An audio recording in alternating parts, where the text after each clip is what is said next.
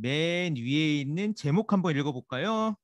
천자문, 글이 책이 되기까지. 오늘 제목입니다. 인용문 읽어주세요.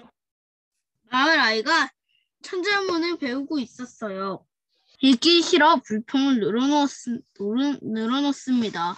하늘은 저렇게 파란데 산이라는 글자는 왜 푸르지 않는 거야? 이런 읽기 싫지. 이 아이가 어찌나 똑똑한지 창의를 굶주려 죽일 정도입니다. 연암집이라고 하는 책에 실려있는 글 일부인데요. 제목은 창해에게 답함이라고 하는 글입니다. 조선시대 임금 가운데 정조임금이라는 임금이 있습니다. 들어봤어요? 정조. 네! 수원화성을 세우기를 유명한 거잖아요. 맞습니다. 정말 박지원은 재밌는 글을 쓴 인물이었어요. 박지원이 쓴 글 가운데는 청나라 황제 생일에 참여하려고 사신으로 먼 길을 떠나는 길에 열하라는 곳에 다녀오거든요. 열하일기라고 하는 제목의 책도 쓰기도 했어요. 되게 유명한 책입니다. 한편 호질은 범이 꾸짖는 거예요.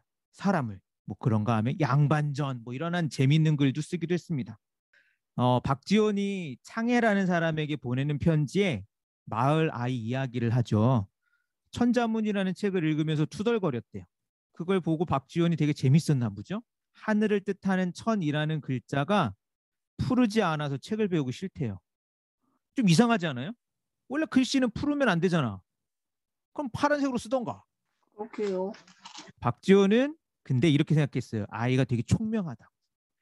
창일이라는 사람을 굶어 죽일 정도래요. 창일은 누구냐면 저 먼 옛날 한자를 만들었다고 전해지는 전설의 인물입니다. 그리고 그 사람은 사물의 모양에 따라 글자를 만들었습니다. 실제로 한자는 사물의 모양을 그림으로 옮기고 이 그림을 다시 글자로 만든 거가 많아요. 모양을 가지고 글자로 만든 것들이 있어요. 이것을 뭐라고 하냐면 상형 문자라고 합니다.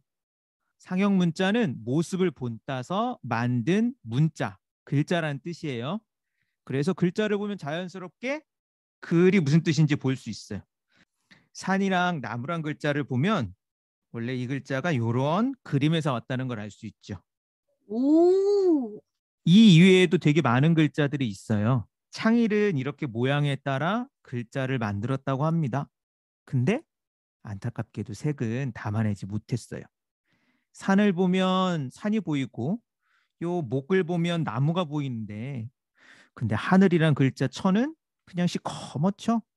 흰 것은 종이고 검은 것은 글자인데 되게 공부하기 싫었나 봅니다. 그죠? 그 친구가. 이 아이가 배운 천자문이란 책은 네 글자씩 글을 만들어가지고 총 1000개의 글자를 익히도록 만들어진 책이에요. 자, 근데 이 천자문이라는 책을 펼치면 가장 처음에 나오는 글자가 이 천이라는 글자입니다. 좀 생각을 해보면 이 아이가 불만을 갖는 게 좀 이상해요. 왜냐하면 그럴 수 있잖아. 공부를 하다가 좀 하다가 너무 지겹고 짜증나고 힘들고 막 그럴 수 있어요. 그럼 좀 이해를 하겠는데 아니 책을 딱 펼치면 처음 나오는 글자를 보고 지금 불평하는 거예요. 진짜 공부하기 싫었나 봐요. 그죠? 천자문이란 책은 이렇게 시작을 합니다. 천지, 현황, 우주, 홍황. 풀이하면 이래요. 하늘은 컴컴하고 땅은 누렇고 우주는 넓고 아득하다. 되게 멋있는 말 아니에요? 네, 그러게요. 천자문은 하늘과 땅, 우주에 대한 이야기로 책이 시작하니까요. 그리고 이 처음 시작은 워낙 유명해서 한번 들어보지 않았을까 싶어요. 하늘, 천, 따지, 거물, 현, 누루, 황. 옛날에 학생들도 공부하기 싫었나 봐요. 서당에 있는 친구들이 이런 노래를 만들어 부르기도 했대요. 하늘, 천, 따지, 가마솥에 누룽지, 박박 긁어서 너도 먹고 나도 먹고. 이걸 보면은 알 수 있듯이 한자는 음이랑 뜻으로 나뉩니다. 음과 뜻. 무슨 얘기냐면 글자를 보아도 어떻게 읽는지 알 수 없다는 이야기예요. 우리는 글자가 소리를 글자로 만든 거잖아요. 그죠? 그래서 글자를 보면 그대로 읽을 수 있죠. 제가 여기 비밀스럽게 글을 써놨습니다. 이거 한번 읽어볼까요? 유한디예요. 그래서 요렇게 써도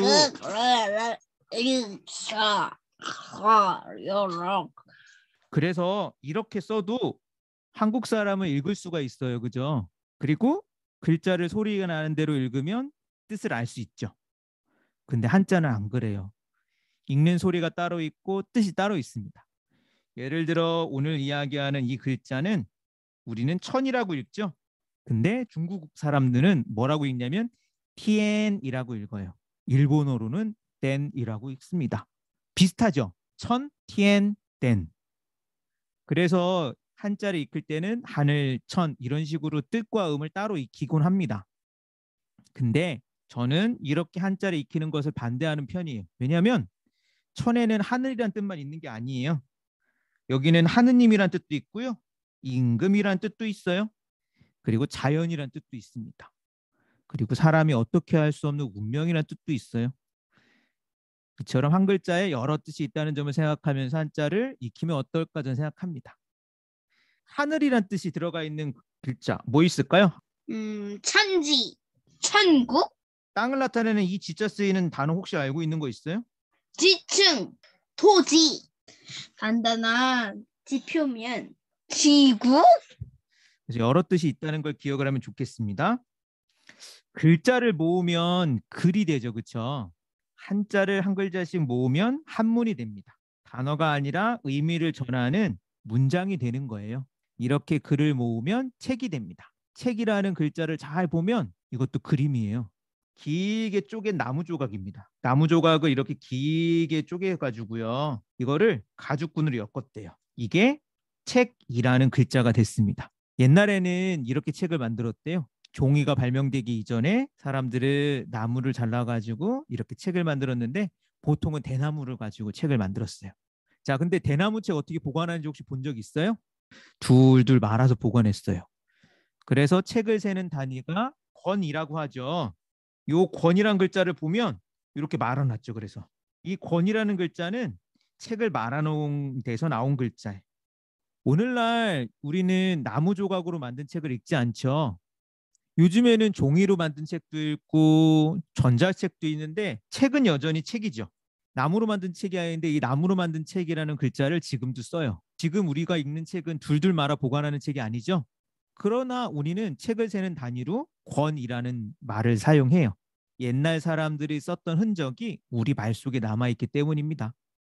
저는 이렇게 생각해요. 옛날 선비들이야 한자로 된 책을 공부했지만 오늘날 우리는 그냥 우리나라 글, 한글이 되게 편하잖아요.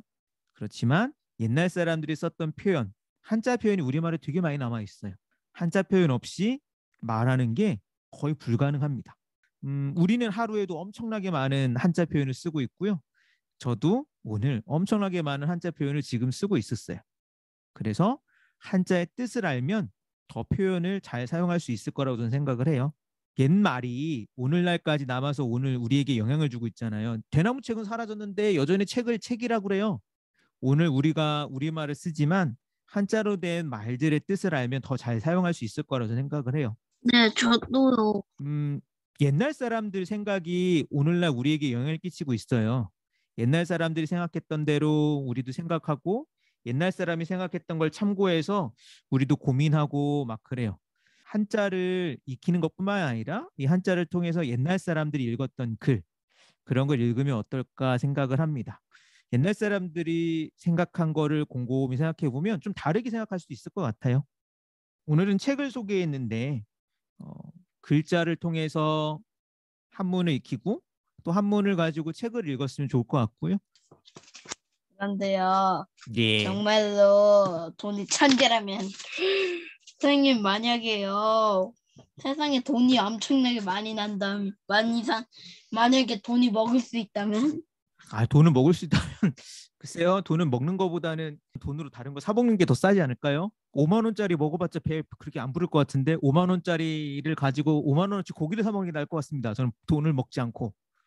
저는요 네. 선생님하고 네. 참 공부하니까 좀 떨리기 좀 했는데 전 좋은 느낌이 들었어요. 다행입니다. 좋은 느낌 들었다니.